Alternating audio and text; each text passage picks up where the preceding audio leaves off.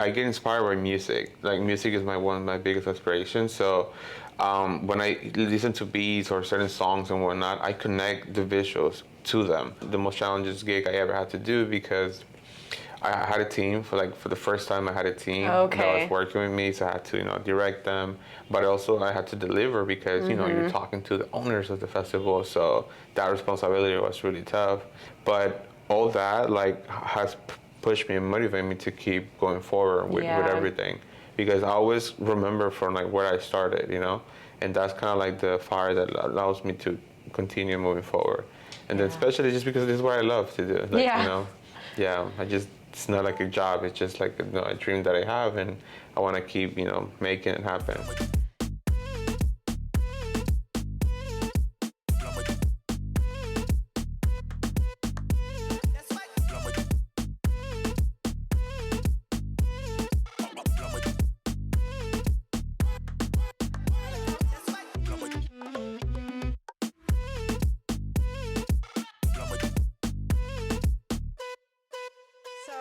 Yeah, let's get started. Perfect. Today I have Jose from VC Media with me. Thank you. Thank you for having me. Yeah, of course. So let's just jump right in and talk about what you want the audience to know about you, what you've been working on, and some stuff that you want to garner some attention for. Okay. Well, the biggest takeaway I want from this is for people to understand the importance of protecting their aspirations, their dreams, because a lot of us, what I see throughout since I started all this career, and since a little kid, I've been seeing people let go of their dreams and their aspirations because either life got hard for them, or because they were said no, or maybe because like immigration stuff or legal stuff. So that's what I want people to pretty much take away from today's interview. Okay, awesome. And I guess with that in mind, how has that impacted your work and where you are today with what you're doing? It's been tough because when I discovered this passion of creativity, filmmaking, and making videos, I always saw myself doing it kind of where I am right now. But the way getting here has just been challenging. So I suffer a lot of emotional stuff. People have left my life. People that I really loved left. I had to move to a different place. I had to battle with financial situations, and also just being disciplined to keep going. That's one of the hardest part that a entrepreneur or filmmaker has to do. Yeah, definitely. So how did you get into filmmaking? I was a DJ back in LA, and I was DJing for high school events, and then my mom bought me an actual DJ so I could actually make it a business, because I always been a hustler. I never really liked to just work for companies. Yeah. So I always wanted to be hustling, and so she got me that DJ, and I was DJing for all these people, and then people were like, "Oh, it's really cool how you DJ," and I was like, well, "How come? How do you know?" He's like, "Oh, because these videos you've been posting." And at that time, I was just posting that was when Instagram had 15-second videos. I don't know if you recall that. Oh, yeah. Those times you could only record 15 seconds, so I just record. I have a GoPro, and I was recording myself, and I was making these little clips, and people were like, "Wow, I want to party with you." So I was like, "Okay, people like videos." So I started filming myself more, and then that's when I started discovering that I just have this creative passion for music and videography. Okay. And how old were you, roughly, when that? At that time, I was 26 or so when I started, because I started DJing when I was 18, but DJ became a thing when I was 23 to 26, around that time. Okay. And so when you started doing the video, 15 seconds, that's really short. So how did you make that format work for you and I guess transition into longer format video that you're doing now? It's just because I get inspired by music. Music is one of my biggest aspirations. So when I listen to beats or certain songs and whatnot, I connect the visuals to them. So I knew I only had 15 seconds, so I wasn't really thinking of how I'm gonna get people's attention. I was just how I'm gonna promote myself good enough in these 15 seconds so people can hire me, share the video, and then make them feel like they're here. That was kind of my mentality. But subconsciously, I wasn't really thinking about that. It was just how can I promote myself, right? So that's pretty much what I started doing. I started connecting the visuals through to the sounds, and then eventually with time that just became pretty much my career. Okay. Yeah, so that's a big part of what I do now. Yeah. Okay. And when did you leave Los Angeles, and how did you end up here in Puerto Rico? When I was in LA, so when after I discovered that I was gonna do filmmaking for a career, I started working with a lot of agencies because I'm also a fast editor. So since I already visioned kind of like the video in my head, it's just going get it and getting the shot and then coming putting it together. So I'm very fast at editing. So all these agencies would hire me to do all these jobs and everything, which was really good because it was paying good and everything. But I felt like I was giving them my creativity. I didn't feel like I was doing like what I actually wanted to do. And money is not, it wasn't like the reason for me to be being creative. It's just, because I have these ideas and whatnot. So I wanted to start in a new place. But then when the whole COVID thing happened, I was like, okay, like all the industry has changed. So I need to go somewhere where filmmaking is, it's not a big thing yet. So I was gonna move to Hawaii because that's where I had been a couple of times, but I had worked in Puerto Rico and a couple of gigs for Airbnb and stuff like that, and I really love the people, how they wear and all that stuff, and the vibes in here and everything. So I started coming here more and more. So as I started getting to know the people, the industry, then I was like, okay, Puerto Rico is like a place where I can go. So that's how I ended up moving here. Okay, and how long has it been since you made that transition? I've been living in Puerto Rico fully is 2 years, but I've been working in the island for 3 now. Okay, awesome. And how would you say being in Puerto Rico, working in Puerto Rico, has kind of changed the work that you do versus what you were doing in California, or is it quite similar? No, it's completely different. The market is completely different. In LA, everybody needs content, so you always have to be consistent. In Puerto Rico, it's a place where it's on the rise of becoming that LA, because a lot of clients now because the market has changed. It's not just now it's younger people that they're in social media and all that stuff. So all these businesses and whatnot, they need to create content that target this audience. So that's why it's a growing market in the aspect of video production, marketing, and all that stuff. Okay. Yeah, so interesting. So what have you learned with having to adapt to a new market? It's been crazy because the last 2 years I've been here, I had to change my business plan twice. Okay. Yeah, when I moved here, I had this idea of this is what I'm gonna do for clients and individuals. But once you move and you actually learn about the culture and the industry, it changed. So literally, I had to change because I wasn't doing good and whatnot. And then I had a good last year was really good year. But once I analyzed and I started doing numbers and all that stuff, I'm like, okay, I need to start a different thing now because the market keeps adopting. Yep. New people start showing up, so there's more competition and stuff like that. So you just have to change your business plan as time moves on. Yeah, be adaptive to make sure you're in line with where you're going, but also keeping pace with what's happening around you. Yeah, just has to know what the needs are of the industry that you're targeting, and luckily the company targets multiple industries and not just only in one. Okay. So we have that blessing that we can work with different people. So it's just literally understanding what their needs are and also what the locals need.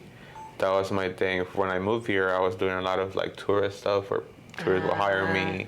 Okay. And I'll work with them because I thought that's where the money was, or where will keep me more busy. But once I started targeting the actual Puerto Ricans, the local, that's when everything really changed. Yeah. So what are some fun things that you've worked on since you've been here? Ooh, I've done a lot of stuff here. I think one of the funnest things I ever done here was a music festival.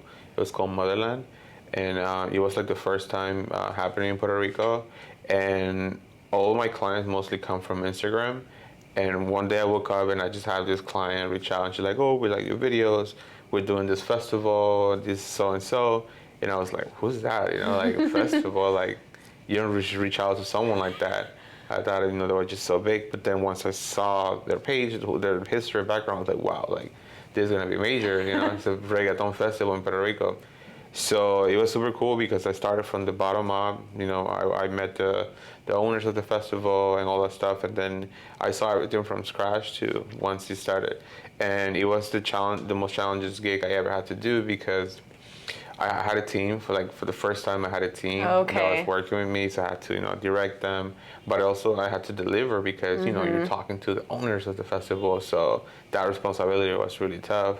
And also it was the first time that I was actually doing like a major event, big venue, thousands of people there. You had all these regulations, rules, and all that stuff. So it's like it was just the hardest challenge that I had to do as far as like a gig. Yeah. But it was so fun doing it, yeah. Yeah. So how many people did you have shooting with you on that event? That day I had a total of 5 people. Okay. Yeah. So yeah, you were managing a lot. Yeah, and I was still filming too because like I still had to, I had to show them what we had to do because I'm just not the person that tells you, oh, this is what you do. Yeah. Yeah, I had to show them, so I have to be part of it, and also have to, lead by example. Yeah. So I guess in terms of things you had to learn to scale your business and start managing other people, what are some of the big like lessons and things that you had to learn in order to kind of grow to adopt to that new project and your work? I would say it's like having time for myself because I'm very strict as far as and disciplined as far as like what I want to do for the company, and I'm very strict when it comes to delivering to the clients. So I was working a lot like on that part. Like I will get like jobs and I'll have people, but I will still be working hard like on my part because I want to deliver what I promised and all that stuff. But I uncovered through time that like I'm not the company. Yeah. Like BC Media is not me. I cannot be the company because it's way bigger than that. So I cannot just be everything. I can lead it, but at the same time, I need a team that helps me grow it. So what I'm doing now is it's mostly trying to find jobs that require me to have a team, so that way I can have them there, be part of the gigs, teach them and stuff like that. And when I really find someone that is like, okay, like I'm like, yeah, this person wants to grow in the industry, wants to learn, then I give it to them and I try to teach them what I know. Okay, awesome. What's unique about your story and like how that has fueled your business? I would say what's very unique about it is just like all the events that had happened since I started like doing this. I'm gonna take it back from literally once when I started growing up. So I was born in Honduras in Central America, and then I immigrated to LA in the 2000s. And just a teenager, grew up in LA, raised LA ways. But then once I graduated high school, because I immigrated, like I couldn't go to college, like get grants, nothing like that. So I had to do all these weird jobs that I didn't really like.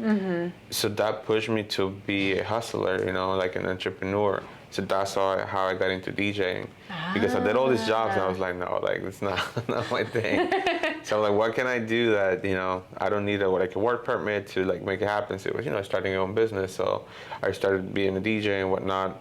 And then after some time, I was able to get a work permit and whatnot.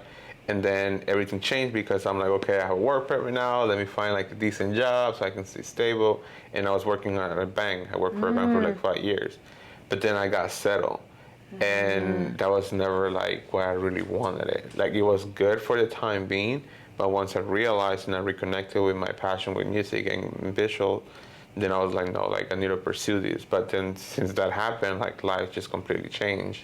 Like, I lost people. I left that comfort zone where I was working at the bank, and it was very comfortable and good stuff. So like I had to leave that and I have to adventure, and then coming to a new country is way different.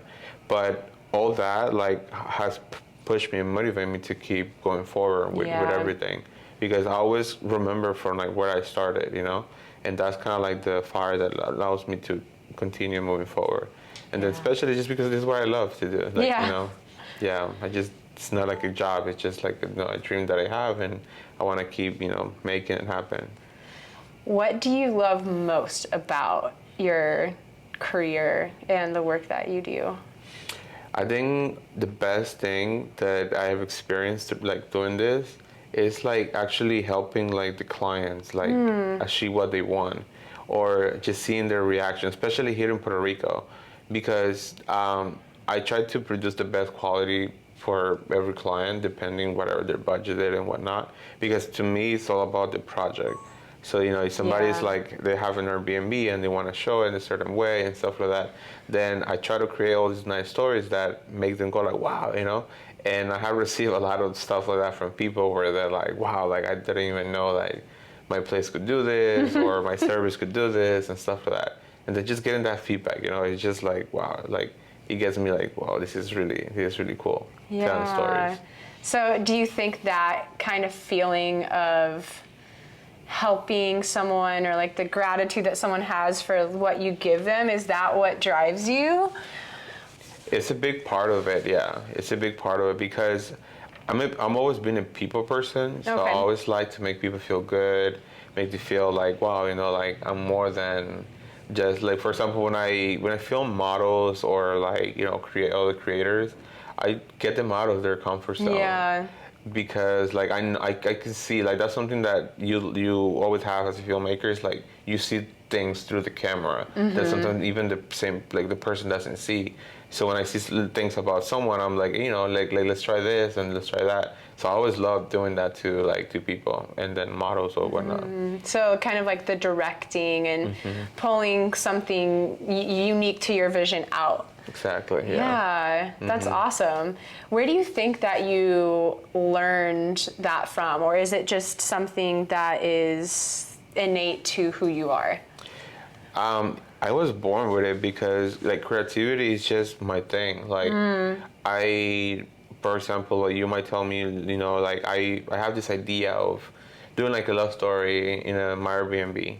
Then I'm already start picturing all these ideas and shots and whatnot. So like it's just a matter of connecting with what the client needs and whatnot. So that's how it just comes natural. Okay. And I think that's just my gift, because like whatever you tell me, I can come up with a story like super quick, and it's just a matter of putting it together. Okay. In terms of the more technical aspects of what you do, with like gear and like editing, or those types of things that are more tactile, how did you learn how to do all that? Did you teach yourself? Did you have mentors, courses, books? Like, how did you figure it out? YouTube. YouTube, yeah. YouTube was the place where I went to get like the knowledge, because I tried to go to school, but it was just so expensive in LA. And there's two type of filmmaking now. There's like the traditional and the modern one.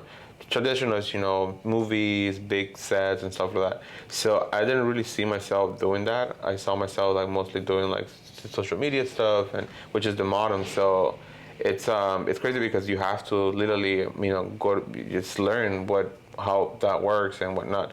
So YouTube was like the main part. I used to watch all this creative, but I was getting so much knowledge that I was like, okay, like I'm just by consuming it is not gonna like really teach me. So I have to go out there, and shoot and create, and that's literally what make me get all the experience that I needed to work the cameras the way I do and all that stuff. Okay.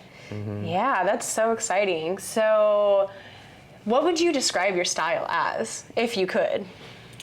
It's very hard because I don't really have a style, because I tailor everything to the client. Like I'm just very creative, if you tell me ideas, like for example, like today I could be doing like a festival.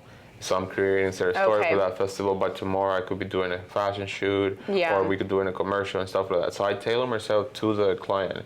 So it's not that, like, I'm not very specific. I would just say I'm just very adaptable, if you want to call it that. You're more of a generalist. That makes sense. Yeah, it's hard to have a specific style if you're not in a niche, because that could prevent you from being able to adapt to new genres or industries. Yes. Is there, of all the different types of stuff that you shoot, is there one area that interests you most? I would say anything that has to do with music, like music videos, or like where we're creating like a cinematic story or something like that.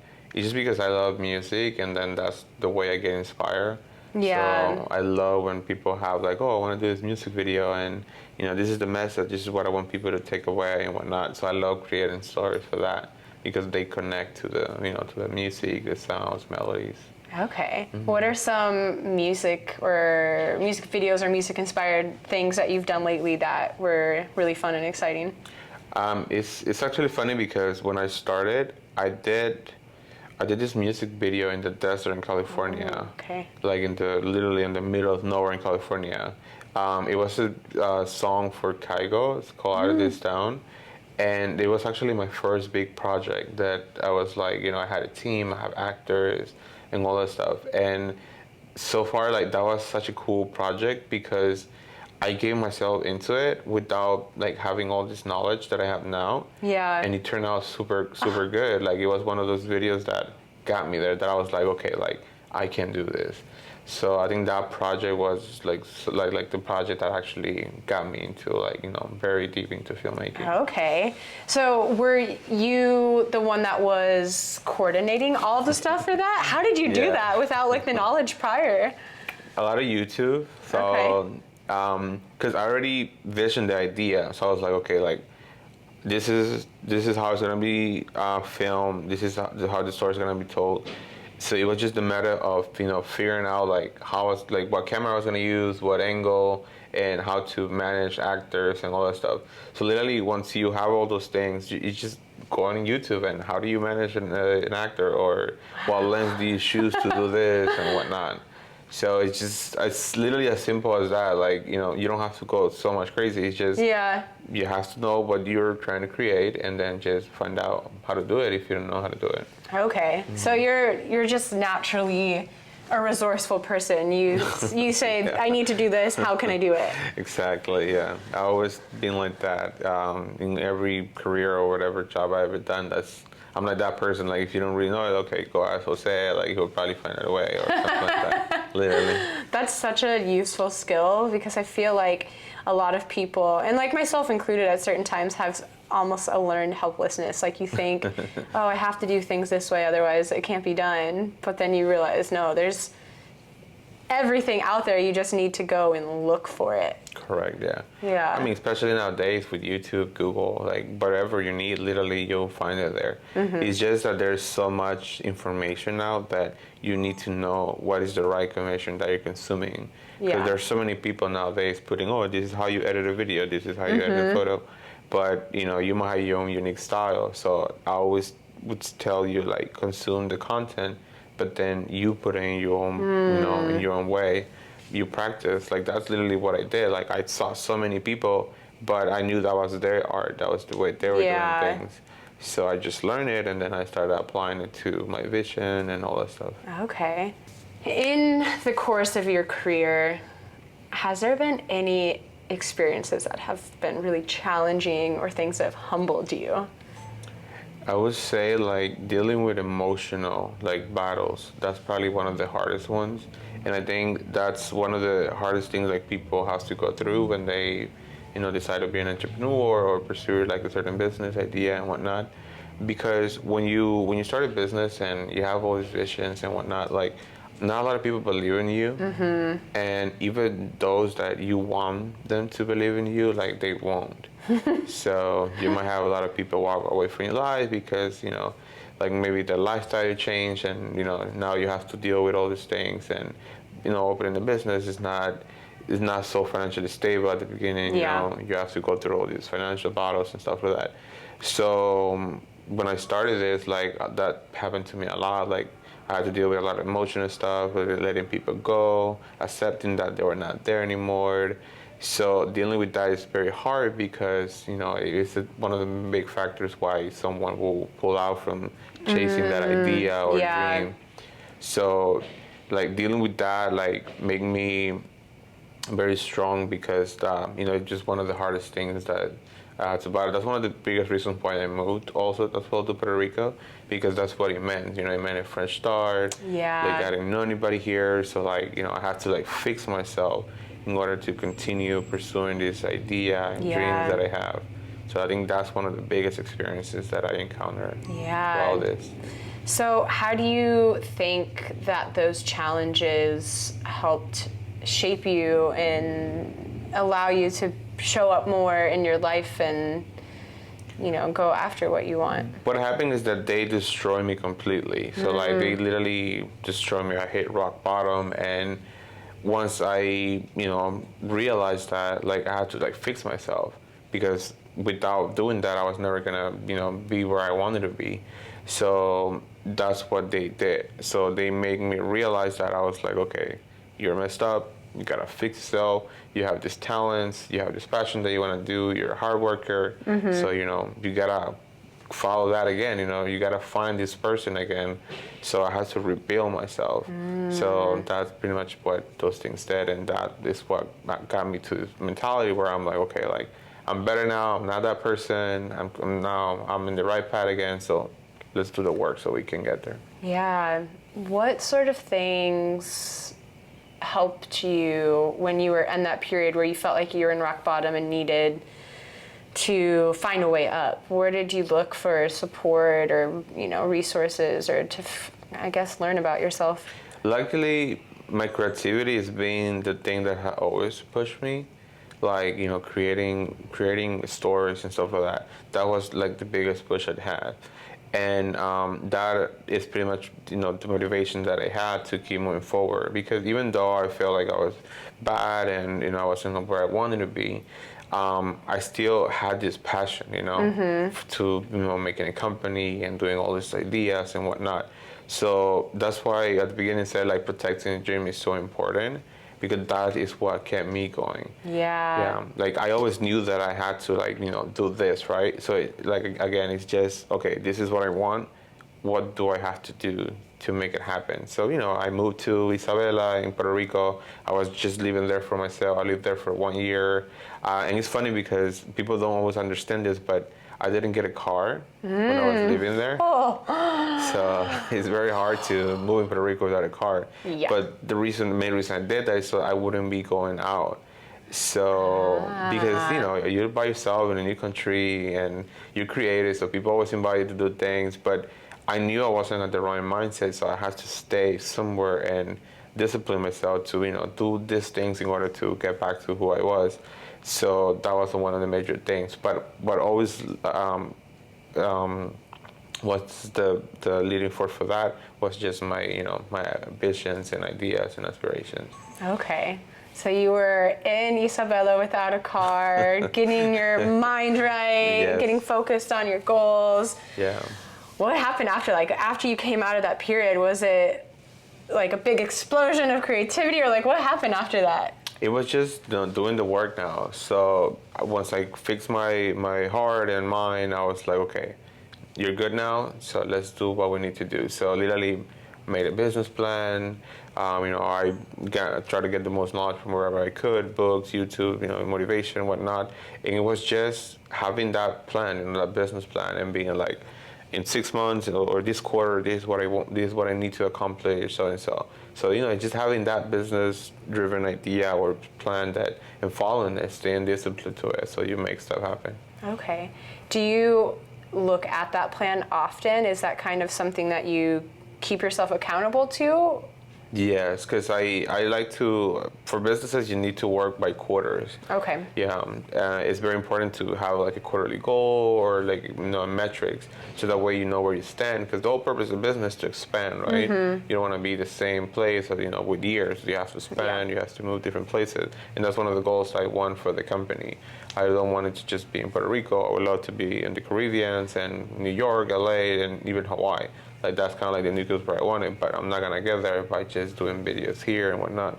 So, you know, having those goals like every 3-6 months and up to a year is very important for you to keep moving forward. Okay. Have you always understood that, or is that something that you learned over the course of operating your business? I learned it at the bank. Oh, Yeah. Okay. Because I used to be a business loan officer. Okay. So I used to interview all these businesses, and luckily I used to work in Beverly Hills area, where there's just so much wealthy businesses, and that they don't really need a service, right? So I learned that you have to ask questions, understand people, and also provide a benefit for them. That's like the best thing. Doesn't matter if they're super wealthy or not. As long as you provide a benefit, you will move forward with, sales or growing and whatnot. Okay. So the bank really taught me that well. That's awesome. Yeah, that's really useful. I guess it kind of goes to show that every job that you have can equip you in different ways for things that you encounter later in your career. Correct. Yeah, the bank was like the business part of it. Like that's what the bank taught me. Like the DJ was like the creative part, and the hustling and owning a business. But then the bank is like what really shaped everything. That's why now that's I use it. So for clients, that's a big thing that people like, because I'm not just there to like sell them. I'm there to help them meet a need or a want. Yeah, that's so fascinating. So are there any other skills that you have from previous random jobs that you find yourself using often? I think wow, what other jobs? Because I did so many things. Yeah. I think one is I used to do this as a kid. When I was in Honduras, we're not that wealthy, so we always have to like find ways of like getting some money or making money.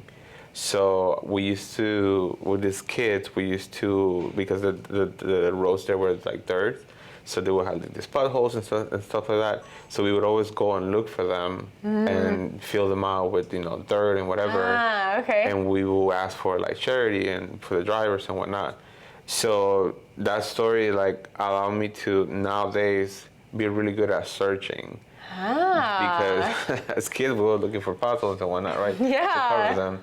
So that's technically what I do now when it comes to like the company. I look for gaps in the market, and then I'm like, okay, like these people don't have this, then this is what I could do for them. One of the biggest things that I found out using that method is like the creators in Puerto Rico.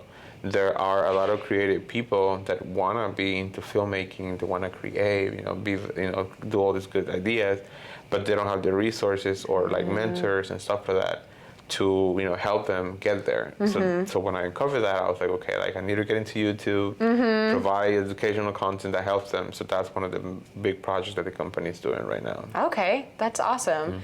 So what have you done so far with that project? It's starting. The channel is up. Okay. It was just hard because I had to decide if I was gonna keep it either under my name, under Jose, or mix it with the company. But it's gonna be mixed with the company because like I said again, I'm not the company, so I'm gonna be a teacher from the company helping creators. But everything is tied up to the company because whatever I'm teaching them, they will see it apply in the content that belongs to the company. Yeah, that's awesome. That's really exciting. That's gonna be really cool. Yeah. So now that you have multiple things that you're tackling with your business, how do you find the time to do it all? How do you manage it? That was the hardest thing, and that's what 2022 taught me. Because financially, I made like the goals that I needed and all that stuff, so I was very happy for that. But then, when you see what did I do about personally, I was like, wow, like I didn't do all these things that I still wanted to do. So then that's when I had to change my business plan. So like to have more time, what I did is like I started letting go of certain jobs that were not aligned with the new business plan. Okay. So now I had a little more time for myself to get creative and then stay on point and create calendar like all that stuff. Yeah. So that way I can stay on point. Okay. Yeah. So you're basically adjusting the short term for your long term vision. Correct. Yeah. And sacrificing too, because businesses you gotta sacrifice too. Last year, like if I did certain things, I would have X amount of income monthly, but I didn't have time for myself. So it's like, okay, I need to sacrifice certain things to put time and effort in other parts. Yeah, exactly. Yeah, that's such a valuable lesson. I think in our society we're mostly geared towards like what is going to happen immediately. How can I get the most now? And completely being short-sighted about how things will be impacted down the road. Correct. Yeah, and that's like sometimes that's also like people don't don't see the big picture of things, you know, and or they have an idea and they just don't do it. Like for me, YouTube, I always wanted to be in YouTube, but because I was so busy with the company, I never really did it. And when I started thinking of doing it, I was like, oh my God, like how am I gonna look on camera? How am I gonna sound? I'm gonna be like, what? Is it gonna be valuable? But you know, like you just have to do it. You know? You just gotta go and start doing it and put in videos there, and then the feedback that people give you then will lead to whatever the next step is. Yeah, it's so true. I found that with myself also. Just like a lot of self-criticism, like, oh, like I'm gonna look so bad, I'm gonna sound so dumb. But then you realize there's other people who are doing it and they're having fun doing it. So like, why can't I do it too? Yes, definitely, yeah. That's awesome. So over all of the things that you've done in your career and your personal life, what has been an experience that's been the most notable that maybe is like the hardest memory that you have, or the most exciting? Is there anything that kind of stands out to you as like, you know? I think moving to Puerto Rico was the thing, because I had worked here for 1 year, but and I thought I had some knowledge about the industry and how Puerto Rico's art, but once you move here, it's changed completely. Moving here was hard because I came with a business plan idea, but then 6 months after that, like it completely failed because I wasn't, you know, like what I thought I knew, it just didn't make sense. So at that time, I had two options: either I stayed here or I moved to LA and just go work for agencies again and you know, save up and then try to come up with a new idea. But at that time, I remember I think I had like $4,000 in my bank account, and I had no place because I moved here with nothing. I just came here with my cameras. So I was like, okay. I was sitting down looking at my bank statement and seeing like the time where I was. So I was like, I don't want to go back to LA, because if I go back to LA, I don't want to work for agencies. I'm already here, so let's just structure the plan and stay. So, and then I didn't have a car, so I was like, okay, what do I need to do to stay here? So pretty much we're just creating content and put this new portfolio. So I ended up renting a car for like a month, and I came here because of Airbnbs, because I knew I was creating a lot for it. So I knew a lot of Airbnb owners. So I started DMing all these people, hey guys, can I stay in your place for 2 nights? I'll create some content, we can collab, or you know, I can do this for you, so and so. So some of them will pay me, some of them will collab with me, and I literally did that for a month. Wow. I did that for a month. So fun. I did that for a month. Luckily, every day, like I had a place to stay, and then I had this car to move around and all that stuff. So while I was doing that, I was editing all this content that I was creating in these places, and I was putting it online, and then that's how people started like discovering me, and then I started attracting all these people and whatnot. So then I was like, okay, like these methods work, the socials are working, so okay, like I can stay here, like I know I can continue the idea, but then I wasn't gonna be Airbnb forever. Yeah. So, so I had to find a place, and I found Isabela, but I didn't know no one there. Yeah. Completely different place. So, you know, moving there by yourself and not having the car to do all these things was very challenging. And then one of the hardest things is just living by yourself, you know, when you're like all this, you know, like you're not emotionally stable and stuff like that. Living by yourself is just terrible. There were moments where I'd be like, yeah, sometimes it's bad. So I had to learn how to live by myself and in a new place and whatnot. Luckily, after, you know, the company picked up, and then things just changed. Yeah. But I think that's like the most memorable thing of all this career that I had, was actually moving here, understanding what people need, understanding myself, finding myself again, and, you know, getting back in track. Yeah, that's really exciting. And definitely, I mean, what beautiful place to have done it in, really. Yes, Isabela. So, if there's any advice that you could give to someone who's interested in like videography, pursuing their own business or creative career, or, you know, starting over somewhere new, what advice would you give to someone who's wanting to do what you've done? I mean, the first thing I would say is for them to understand that that's what they want. If that's their, you know, their dream, their desire to become a filmmaker or, you know, just a content creator, and that's their choice, then go for it 100% and protect that. because once you decide to take that path, it becomes really hard. Yeah. Not a lot of us would have, a clear path to your objective. It's gonna be challenging. You're gonna encounter a lot of setbacks. People will fail you. People will leave you. People will challenge you. Life's gonna throw all these crazy things at you. So it's not an easy path. But if that's what you want, like that's your dream, then just protect it. Yeah. Stick to it. No matter what happens, just stay positive. Battle whatever you need to, and then continue it, because once you're there, it's just the best feeling ever. When you saw yourself here, and then you imagine yourself here, and when you're there, it's just like the best thing ever. Yeah. Yeah. So right now, what are some things that you're working on that you're really excited about and that you want people to know about? The YouTube is like the most important one that it's on right now, because it's gonna be a channel where you're gonna see the company's portfolio, but it's gonna be also an educational channel where people are gonna be able to learn filmmaking through the channel. I'll be teaching them, a lot of stuff when it comes to like the basic of filmmaking, and also I'm gonna have the team be a part of it as well. So you're gonna see the BCN team working in there. You're gonna see how they work, how we create for clients. So literally, it's just gonna be educational channel, but one of the major things that I want is provide experience for creators, for filmmakers. So the channel is gonna provide that for them. We might be doing like either meets or I'll be like, oh, can we do this, guys? Or like I'll give them tips, create this story and we'll feature on the channel, like stuff like that. So they can go and get creative. Okay. Is this going to be in English or Spanish or both? It's gonna be both. Okay. Yeah. Mostly it's gonna be Spanish. Yeah. But definitely it's gonna be also in English, because it's targeted for Puerto Ricans. Yeah. Like Puerto Rican creative, mostly the educational channel. Okay. Yeah, awesome. the company is bilingual, but it's mostly English because our target market. But the educational content is gonna be a lot in Spanish. That's really exciting. There's a lot of content in English, but not as much in Spanish, and there's definitely a lot of Spanish speakers who want to learn. Yeah, especially in Puerto Rico. Yeah.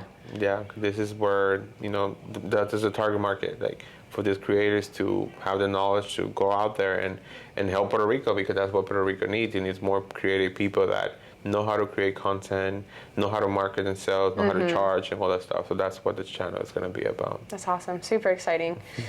Okay, so last question. Sure. Who was your ride to the airport? My ride to the airport? Yeah. Wow. Uber. Uber. Yeah. Uber, yeah. I think that's what it is. Because I'm like a do-it-yourself guy. So I'm going in Ubers, yeah. Awesome.